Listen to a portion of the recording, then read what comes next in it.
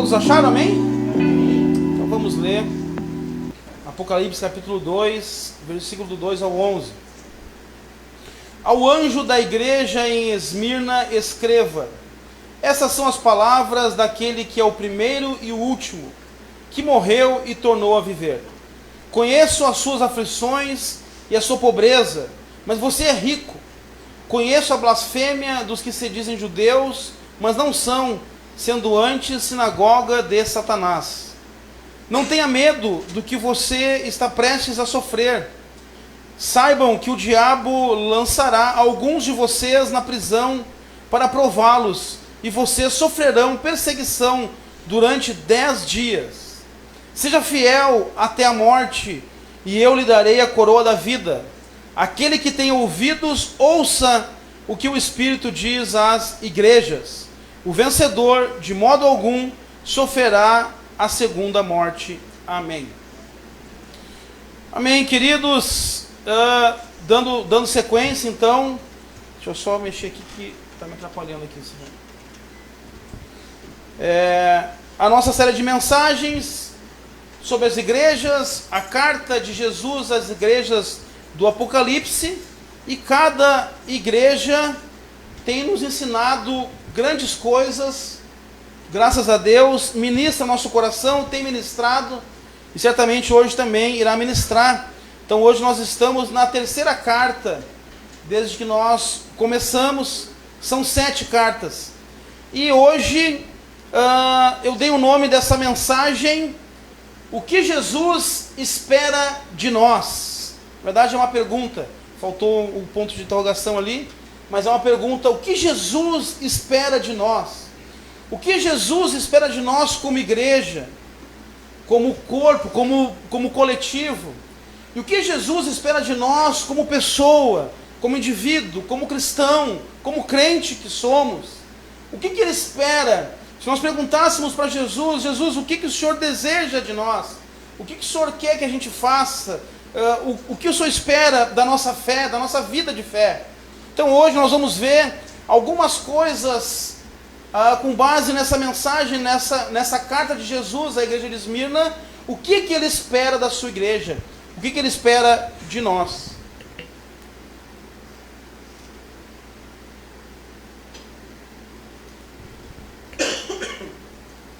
Primeiramente, então, Esmirna era uma cidade muito rica, uma das maiores cidades da Ásia Menor, uma cidade muito próspera e uma das maiores cidades daquela região, que hoje ainda existe a cidade de Esmirna, porém mudou o nome, agora ela é Izmir, e ela continua sendo muito grande aquela cidade. Nela, na época dos apóstolos, existia 2 templos de deuses. Existia o templo da deusa Cibele e existia o templo de Zeus. E depois o imperador Adriano também construiu um templo para ele, aonde os imperadores, os Césares, eram considerados deuses, assim como o faraó também era considerado um deus, era um título que eles recebiam.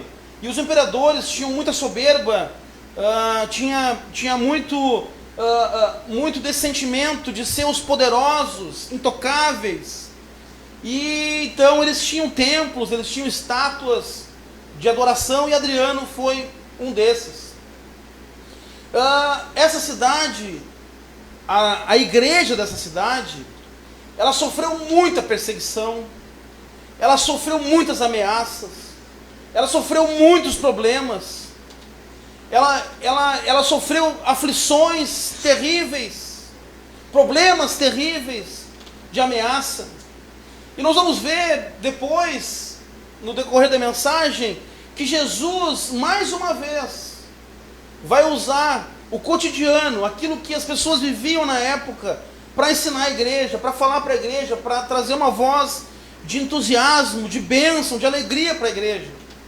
E essa igreja, junto com Filadélfia, são as 2 únicas que Jesus não faz nenhuma repreensão. Diga assim: ô glória. Ele não faz nenhuma repreensão.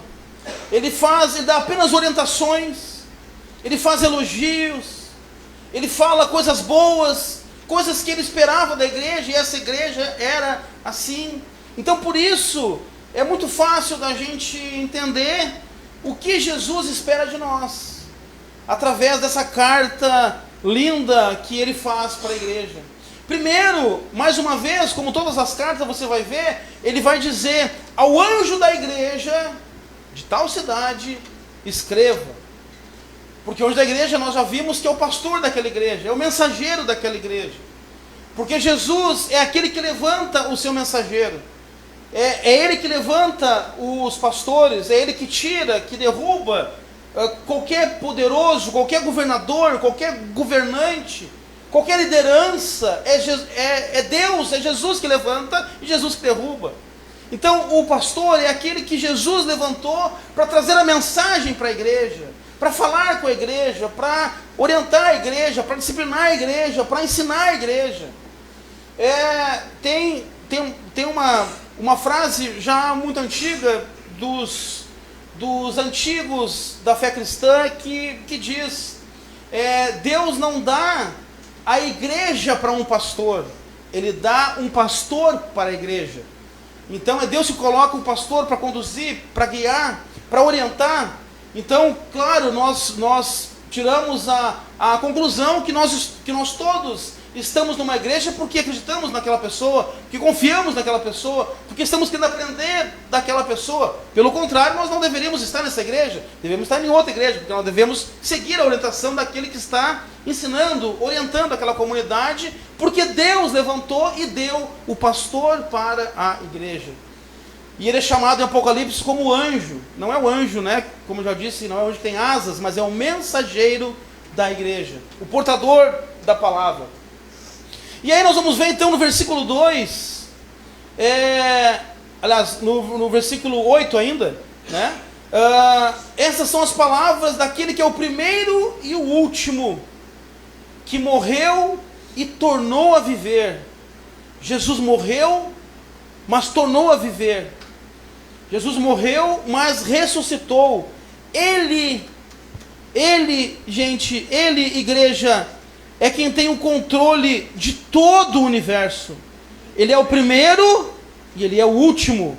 Tudo começou por ele e tudo vai terminar nele. Tudo começou por ele, tudo vai concluir nele. Eu gosto de uma canção do André Valadão, que ele diz: no final tudo vai acabar nele. Que ele fala, né? É a canção Até Quando?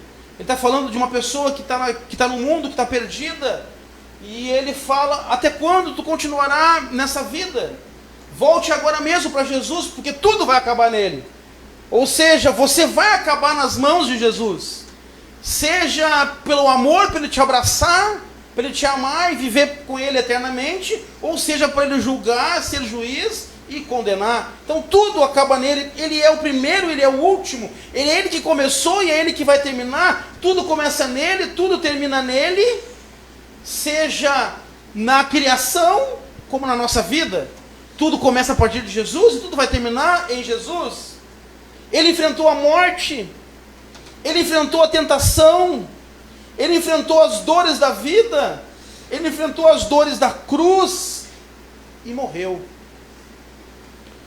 E o que isso representa, essa primeira fala de Jesus? O que a morte representa? Quando nós pensamos em morte, o que a morte representa? O que nós pensamos quando falamos em morte? O que a morte, a palavra morte nos traz? O que ela nos remete? Remete ao fim, remete à desesperança, remete à falta de fé. Quando fala de morte, fala de afastamento, fala de exclusão, fala de término de tudo. Mas ele morreu, mas ele voltou a viver. Não foi o fim, não terminou, não acabou. O que Jesus espera de nós? O que Jesus espera de nós, gente? O que Jesus espera de cada um de nós, da sua igreja? Que não percamos a fé. Que nunca nos falte a esperança. Porque a morte é o fim, mas voltar a viver é a esperança de volta. A esperança voltou. Quando os discípulos achavam que tudo tinha acabado, não, ele voltou, a esperança voltou. Então essa frase dele, essa fala dele, nos fala de esperança. Ele espera de nós que nós nunca percamos a esperança, que nunca nos falte a esperança de um dia melhor, a esperança de uma vida melhor, a esperança de uma igreja melhor, a esperança de uma pessoa melhor. A esperança nunca pode acabar. Amém. Tenha fé na vida. Não perca a esperança só porque anoiteceu. Não perca a esperança só porque escureceu, só porque o céu está de bronze, só porque você não está vendo o sol. Mas calma, o sol está lá. Ele está lá, ele não deixou de brilhar, ele não se apagou, ele está lá. E daqui a pouco aparece, daqui a pouco ele vem de novo, daqui a pouco amanhece. Agora é noite, agora está escuro. E as cidades, graças a Deus, tem muita iluminação, mas se nós for para um campo onde não tem iluminação, nós vamos ver um breu, a escuridão. Mas espera um pouco, logo amanhece, logo o sol aparece, logo a esperança se renova. Então a primeira coisa que Jesus espera de nós é que não percamos a esperança. Jesus espera que sempre você tenha esperança. Esperança, igreja, esperança. Mais uma vez eu falo, não desista, não pare, tenha esperança. E no versículo 9, ele diz: conheço as suas aflições e a sua pobreza, mas você é rico. Conheço a blasfêmia dos que se dizem judeus, mas não são, sendo antissinagoga de Satanás. 2 pontos nesse versículo. Primeiro, as aflições. As aflições. E todos nós passamos por aflições. Todos nós temos aflições. Todos nós temos dificuldade. Todos nós temos problemas. Uns mais, uns menos. Um numa área, outro na outra. Um tem problema na saúde, o outro nas finanças, o outro na família, o outro no seu trabalho. Alguns mais sérios têm problemas no seu caráter, têm um problema no pecado. Mas aí é outra questão. O pecado se resolve com arrependimento. Mas aqui nós falamos de aflições do dia, aflições que nós passamos na nossa vida, a pressão na nossa vida, os problemas da nossa vida, as perseguições na nossa vida, aquele momento difícil, aquela fase difícil da vida. Mas olha o que fala em Êxodo, capítulo 3, versículo 7, na versão NAA, que é uma versão que traz uma leitura melhor desse texto. Ele diz assim: então o Senhor continuou: certamente vi a aflição do meu povo que está no Egito, e ouvi o seu clamor por causa dos seus feitores. Conheço o sofrimento do meu povo. Jesus conhece as nossas aflições, e nesse texto do versículo 9, ele começa dizendo: conheço as suas aflições. Nada que você vive, nada que você já viveu, nada que você passa, nada que você vive está desapercebido por Jesus. Nada. Ele conhece tudo que passa com você. Ele conhece tudo que passa na sua vida. Ele conhece tudo que passa na sua casa. Ele conhece tudo que passa nas suas finanças, que passa no seu trabalho, que passa no seu interior. Ele conhece tudo que passa no seu coração, na sua mente. Ele conhece, ele vê as nossas aflições. O que precisamos fazer se estamos vivendo uma aflição?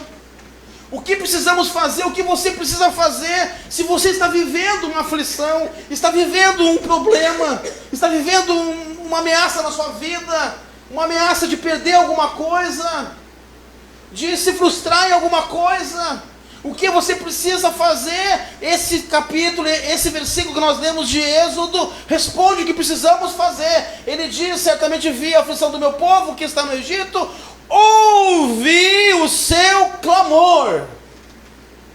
O que precisamos fazer é clamar, e não reclamar. Quando nós clamamos, nós gritamos. Quando nós clamamos, nós estamos desesperados, chamando por alguém, buscando por alguém. Clamar é falar alto, clamar é se desesperar. Agora, quando nós reclamamos, nós estamos trazendo o desespero para dentro de nós. Nós estamos trazendo o problema para dentro de nós. Mas não é isso que Deus quer. Deus quer que você clame a Ele. Ele disse: eu ouvi o clamor do meu povo. Ele ouve o seu clamor. Ele não está com os ouvidos tapados. Ele ouve o seu clamor. Ele não está desapercebido. Ele vê as suas aflições. E ele disse: conheço o sofrimento do meu povo. Ele conhece, gente. Apenas creia e clame. Amém? Amém. Vocês estão entendendo? Amém? Amém. Ainda nas aflições, primeiro, ele conhece as aflições. Segundo, ele nos livra. Olha o que fala Salmo 34, 19. Muitas são as aflições do justo, mas o Senhor de todos a livra. Não. Você não ouviu, você não entendeu? Muitas são as aflições do justo, mas o Senhor de todas a livra. Amém. Agora sim, Ele vê as aflições, Ele vê as suas aflições. Eu não vejo as suas aflições, o seu amigo não vê as suas aflições, talvez o seu cônjuge não veja as aflições que você sofre só no seu íntimo, talvez o teu patrão não vê, o teu empregado não vê, mas Ele vê as aflições do justo e Ele livra de todas. De todas. Ele conhece e Ele nos livra das aflições. E terceiro, nada nem ninguém pode impedir sua bênção sobre nós. Nada. O que fala em Romanos 8 é de uma grandeza, de uma maravilha, de uma beleza extraordinária. Quando o apóstolo Paulo está falando do amor de Deus para com nós, do amor de Deus para com seus filhos, ele faz uma declaração no versículo 38 e 39, maravilhosa.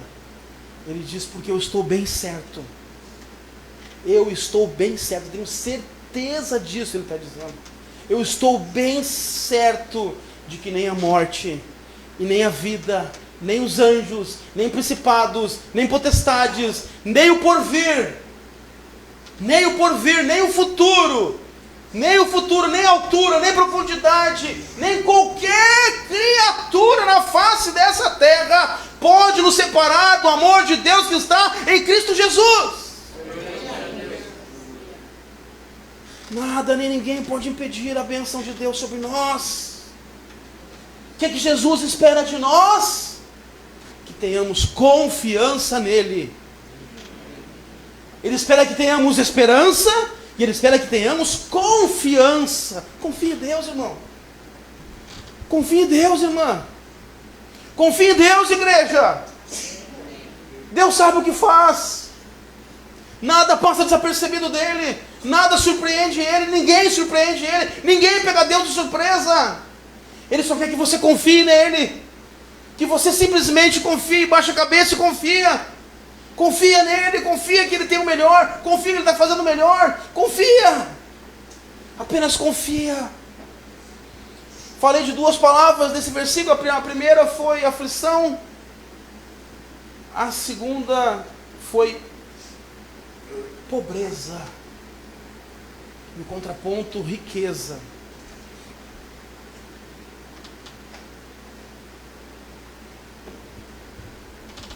Muitas vezes nos sentimos menos, porque não temos alguma coisa. Muitas vezes nos sentimos desprezados porque não temos algo.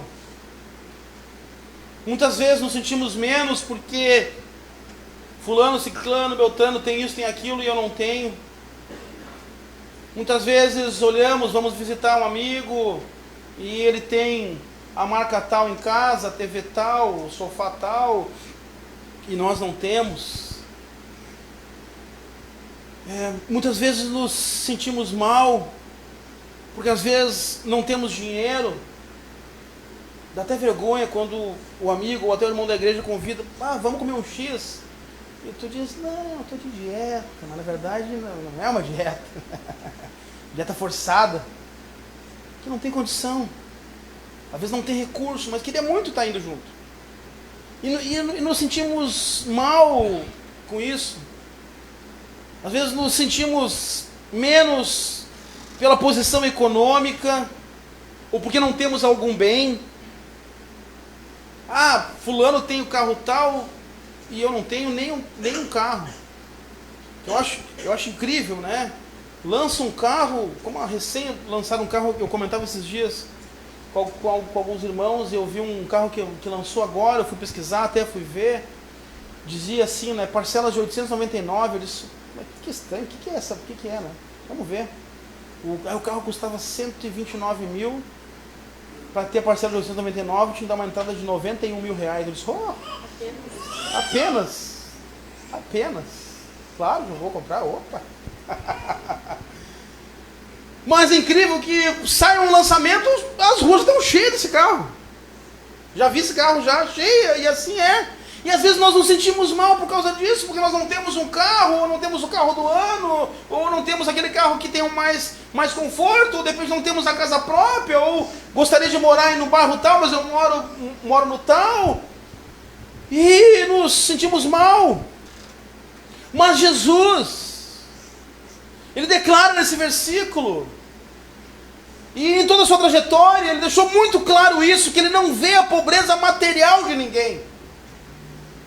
Porque essa pobreza não nos leva a nada. E não levamos nada dessa riqueza material. Nada. Agora há poucos dias morreu o grande homem, né? Que todos nós admirávamos, o grande Silvio Santos. Mas o Silvio Santos não levou uma moeda da sua fortuna. Não levou nada. Ficou tudo aqui. Graças a Deus, para os seus parentes, para os seus filhos que ficaram bem. Que bom. E eu falava com a pastora esses dias, eu disse, que bacana isso, né? Princípio que as famílias estão perdendo. De deixar um filho bem. Às vezes diz, não, eu não vou deixar, depois os filhos vão ficar brigando, eles que vão trabalhar. Não, isso é princípio de família. Isso é princípio de honra. É princípio de bênção. Os pais trabalham para deixar os filhos bem, e os filhos trabalham para deixar os seus filhos bem, e assim vai. Só que hoje se perdeu, hoje não tem mais isso, hoje as famílias não estão nem aí. Se eu morrer, depois se eu morrer não, vai morrer, né? Quando eu morrer, eles que se virem.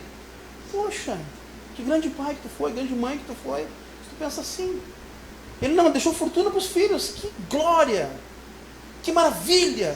Espero que eles saibam aproveitar e que não destruam o patrimônio do pai.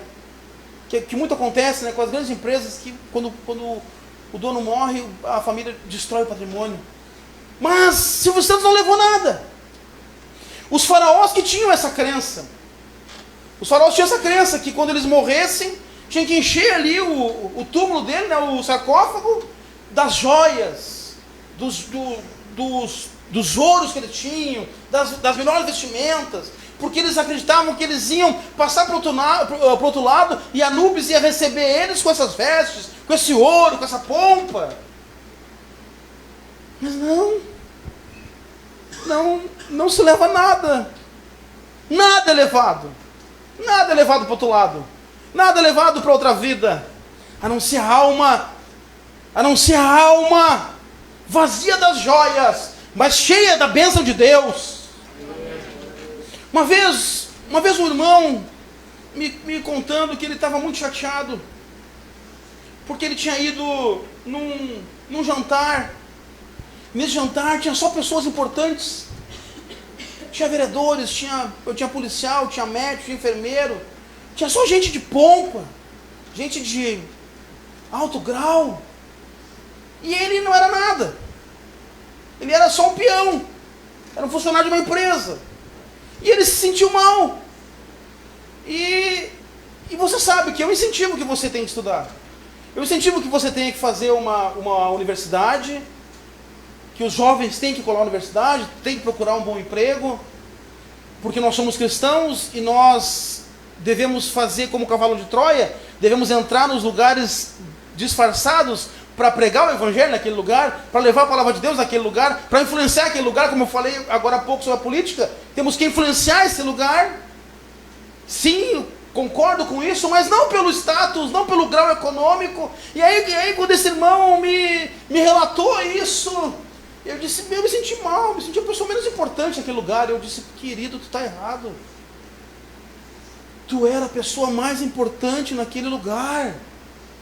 Porque essas pessoas, se elas não conhecem Jesus, estão todas condenadas, e tu é a pessoa ali responsável para levar Jesus para elas. Tu é um salvo em Cristo, tu é a pessoa mais importante naquele lugar, tu é um filho de Deus.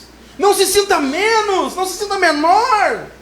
Porque se você vai para as páginas da Bíblia, uma vez teve uma pessoa importante, um capitão da guarda, que tinha uma empregada, e esse capitão estava com lepra, e se não fosse a empregada, ele nunca seria curado da lepra.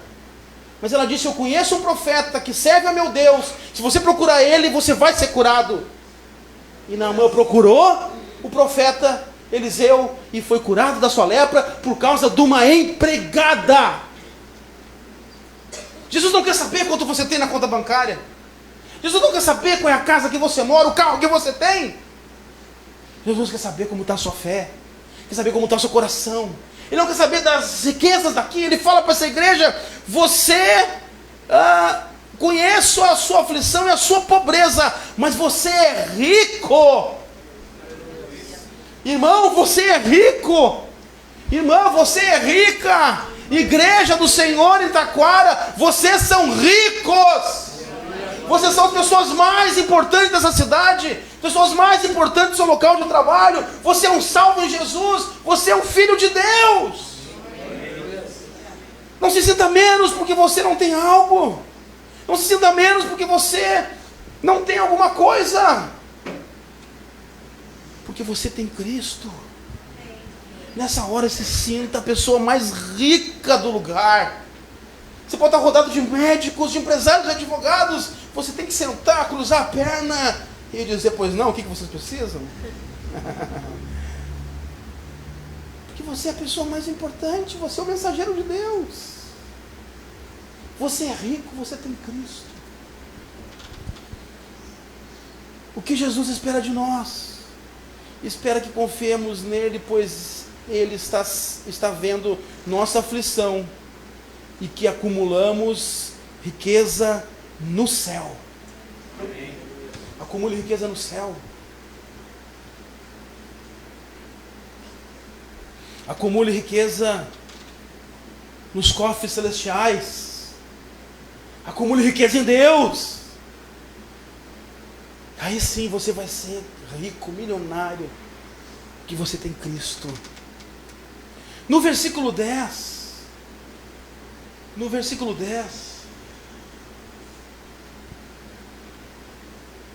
não tenha medo do que você está prestes a sofrer.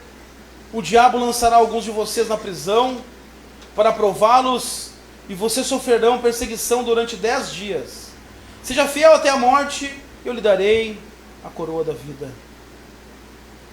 Nesse versículo, Jesus abre dizendo, não tenha medo. Não tenha medo. É muito diferente você ouvir essa expressão, não tenha medo, de um líder da igreja. É muito diferente você ouvir essa expressão do pastor, você ouvir essa expressão de qualquer pessoa, do que você ouvir do próprio Deus.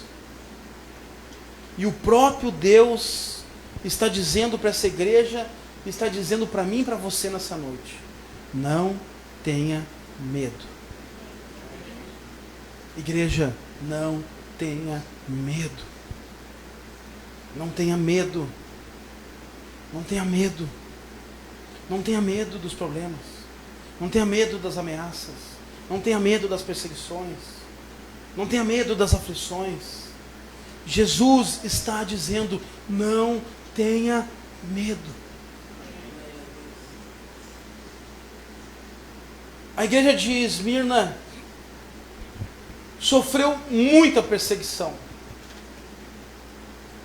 Seu próprio nome, Esmirna, quer dizer mirra. E mirra é aquela que era esmagada. E a cidade sofreu muitos esmagamentos. Deixa eu abrir um parênteses. Uma Beth, como a senhora está bonita com esse óculos, uma Beth. Que bonito esse óculos. Parabéns, que benção.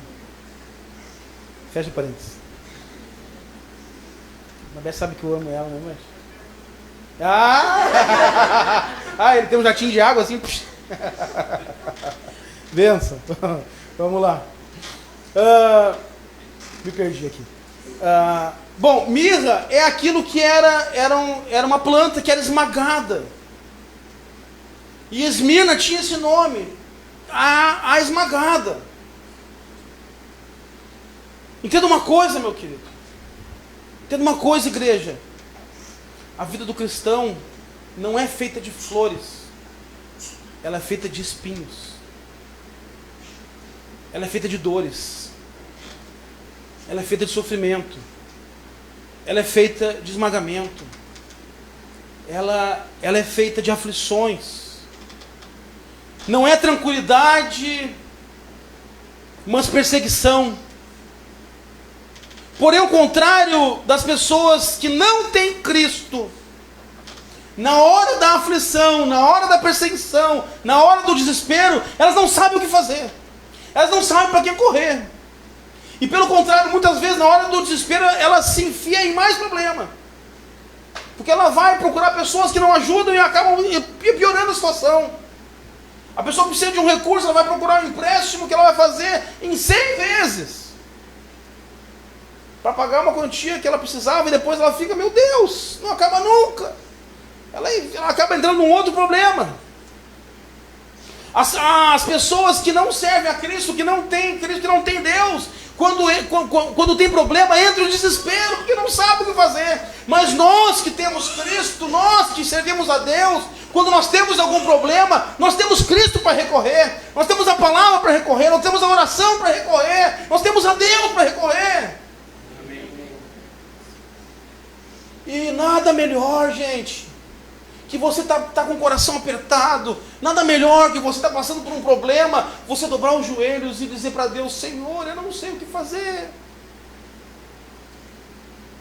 Muitas vezes você vai sair desse joelho com a solução, mas também vai ter vezes que você não vai sair com a solução, mas você vai sair com o coração tranquilo, você vai sair com paz, você vai levantar e dizer: não sei, o problema está ali ainda está na minha porta batendo, mas não sei, eu estou em paz, porque nós temos Deus, porque nós temos Cristo para recorrer.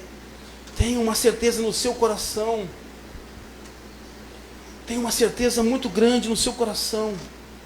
Se Deus está com você, se Deus está com você, se você está em Deus, tudo muda, gente. Tudo é diferente, gente. Tudo muda. Não há problema maior que Deus. Não há desgraça maior que Deus. Não há aflição maior que Deus. Não há perseguição maior que Deus. A perseguição é cruel. A perseguição é muito difícil. Esmirna passou por perseguições. E olha só, quem começou a perseguir a igreja do Senhor foram os judeus. Receberam perseguição dos judeus. Receberam perseguição de Roma. E a palavra diz que a perseguição viria do próprio Satanás, que ia usar as autoridades para perseguir a igreja. Para perseguir. Deixa eu perguntar uma coisa para você. Você está pronto para sofrer por Cristo? Você está pronto para passar problema por Cristo? Você está pronto para passar dificuldade por Cristo? O apóstolo Paulo nos diz que passar por problema, por dificuldade, é um privilégio. Filipenses 2,29 diz assim: pois a vocês foi dado o privilégio de não apenas crer em Cristo, mas também sofrer por Ele. Perder o emprego por causa de Cristo é um privilégio. É um privilégio poder perder o emprego por causa de Cristo. Eu me lembro a vez que eu voltei de Israel, e lá em Israel Deus falou comigo que eu ia perder o emprego. E eu cheguei, no primeiro dia de trabalho, o patrão me chamou na sala e me demitiu. Eu perguntei para ele por quê, e ele disse que a minha vida, resumindo, a minha vida da igreja me atrapalhava no trabalho. E aí, inclusive, ele tinha uma dívida comigo, que eu trabalhava com licitação, e eu tinha ganho a licitação, e ele teria que me pagar 20 mil reais de comissão. Eu perguntei para ele e a comissão, como é que eu faço para receber? Ele disse: não, tu não vai receber, tu está na empresa, tu perdeu. Como eu perdi? Se eu ganhei, se nós ganhamos, você está ganho. Não, mas agora tu saiu, tu perde, tu não vai ganhar nada. Eu olhei para ele, eu disse: tá bom, eu não vou te botar na justiça, eu não vou fazer nada. Se Deus tocar no teu coração, um dia tu me paga. Aí ele baixou a guarda e disse: Daniel, tu fez algumas coisas erradas aqui que eu não concordo, mas uma coisa eu nunca posso falar de ti, é do teu caráter. E aí eu saí daquele dia, eu não sabia se eu chorava ou se eu ria no carro. E eu saí gritando: glória a Deus! Uhul, Senhor, deve estar feliz comigo, eu fui demitido por tua causa! Parecia um louco, voltando de casa, lá pela Voluntários em Porto Alegre, por causa de Cristo, porque é um privilégio sofrer por causa de Cristo. O apóstolo Paulo diz que é um privilégio perder o emprego por causa de Cristo, é um privilégio ser insultado por causa de Cristo, é um privilégio perder a família por causa de Cristo, é um privilégio perder as pessoas por causa de Cristo. É um privilégio sofrer por causa de Cristo, porque a vocês foi dado o privilégio não apenas de crer em Cristo, mas sofrer por Ele. Nessa época de Esmirna, a igreja passou por muito sofrimento, por muita perseguição. Depois, nos primeiros séculos da igreja, a igreja passou por muitas perseguições. Será que você seria capaz de ter a atitude daquela mãe que, perseguida pelos romanos, na época do Coliseu, das arenas, teve uma perseguição cruel contra os cristãos, e um soldado romano pega o filho recém-nascido de uma mãe em frente a um penhasco, segura ele pela perninha e diz: mãe, nega a Cristo ou eu solto ele.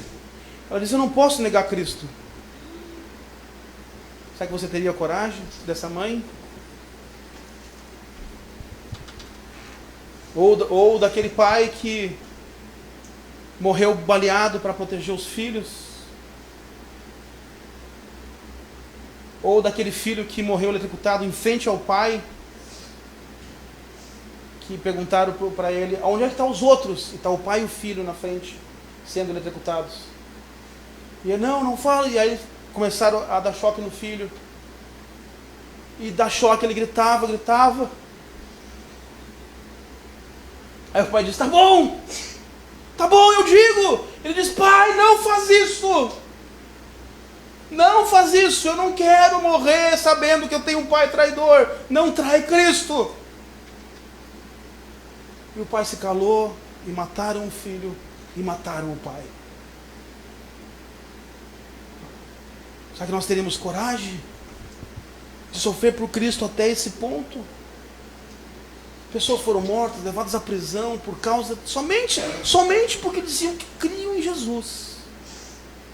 Como até hoje. Aqueles homens que foram decapitados na praia, só porque serviam a Cristo.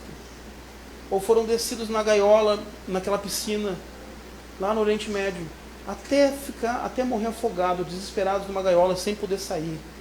Só porque criam em Jesus. Isso não faz séculos, isso foi agora, 5 anos.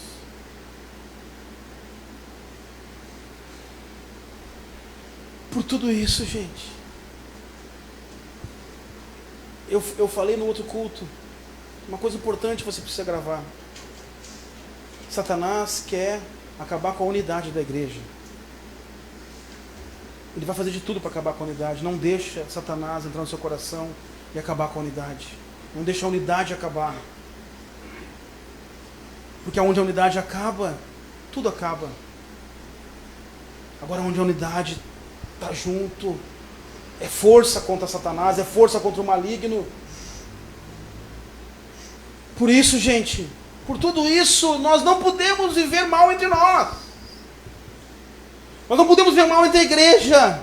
Não podemos viver em contenda. A hora da perseguição vai vir.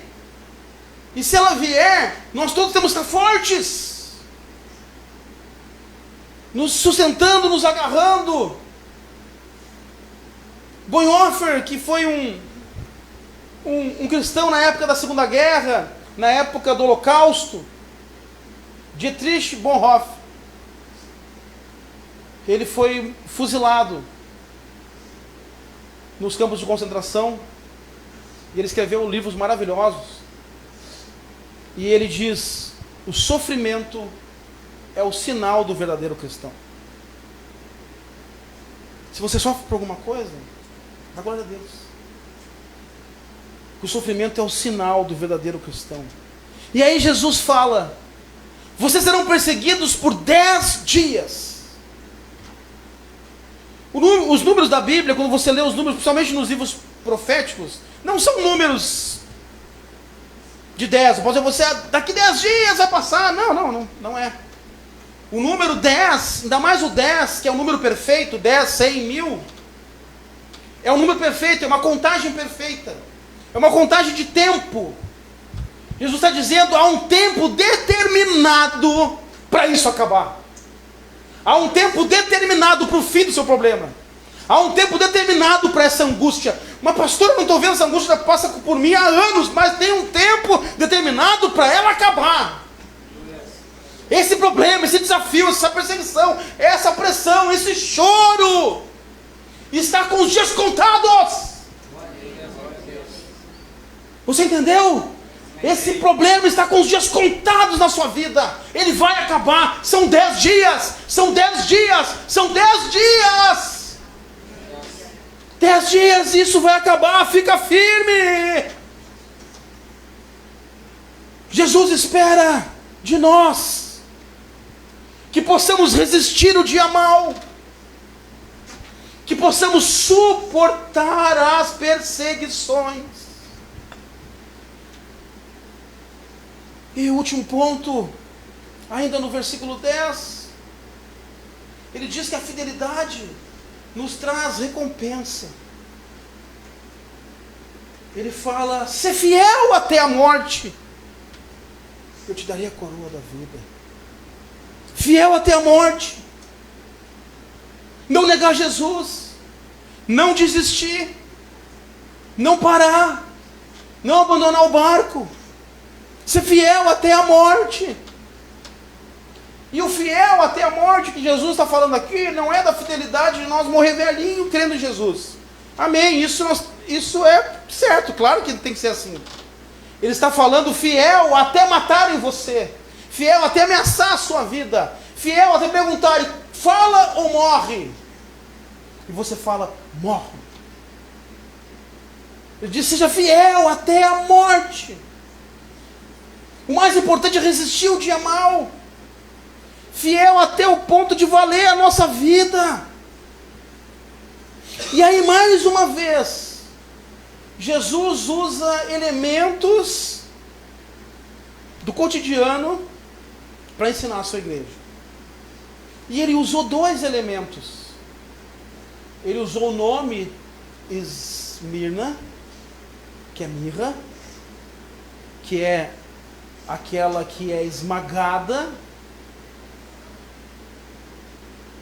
mas porém a mirra era esmagada para ser extraído dela um bom perfume, um dos melhores perfumes da época.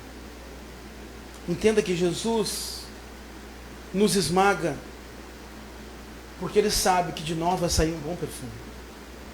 Se você está passando por um esmagamento, saiba que é para você produzir um bom perfume. É para sair um bom perfume de você. E Jesus sabe que vai sair um bom perfume de você. Só uns estão sendo esmagados mais, que uns estão querendo resistir, estão querendo empurrar, botar para cima a mão de Deus. Não, deixa Deus esmagar. Deixa Deus pressionar, deixa Deus achatar, deixa Deus pressionar o máximo que puder. Quanto mais Ele apertar, mais perfume sai. Mais perfume sai. E a segunda analogia que ele faz do cotidiano. Esmirna tinha um grande monte, o Monte Pagos, que tinha 170 metros de altura, e lá em cima tinha várias torres públicas, que era conhecida como a coroa de Esmirna. E aí ele diz, sabe aquela coroa? Não é essa não. Mas se você for fiel até a morte, eu te darei a coroa da vida. Você será coroado por mim. A coroa da vida. O que coroa quer dizer? É a coroa dos campeões da Olimpíada, que recebiam uma coroa, que recebiam essa premiação como o vencedor, aquele que vai receber a coroa. Ele vai te considerar como um vencedor, ele vai coroar você. Aquele que for fiel até a morte receberá a coroa da vida. Quem for fiel, o próprio Deus diz que irá te coroar.